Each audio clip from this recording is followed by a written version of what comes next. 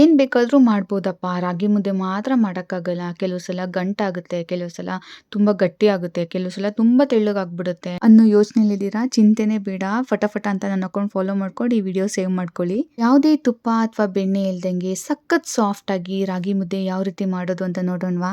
ಬನ್ನಿ. ನಾನಿಲ್ಲಿ 2 ಅಥವಾ 3 ಜನಕ್ಕೆ ಆಗೋಷ್ಟು ರಾಗಿ ಮುದ್ದೆ ಮಾಡಬೇಕು ಅಂದ್ಕೊಂಡಿದ್ದೀನಿ. First pinch of salt and ragi powder ಹಾಕಿ ಕುದಿ ಬರೋ ತನಕ ವೆಯ್ಟ್ ಮಾಡಬೇಕು.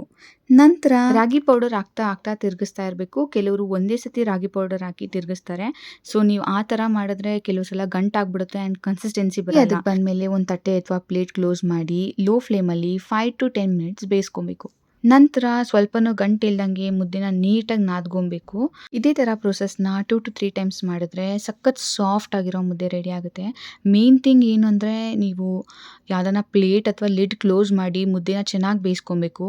ಒದ್ದೆ ಕೈಯಲ್ಲಿ ನೀವು ಮುದ್ದೆ ಮುಟ್ಟಿ ನೋಡಿದಾಗ ಸ್ಟಿಕ್ಕಿ ಆಗಿಲ್ಲ ಅಂದರೆ ಆಗ ಪರ್ಫೆಕ್ಟಾಗಿ ಮುದ್ದೆ ಬೆಂದಿದೆ ಅಂತ ಅರ್ಥ.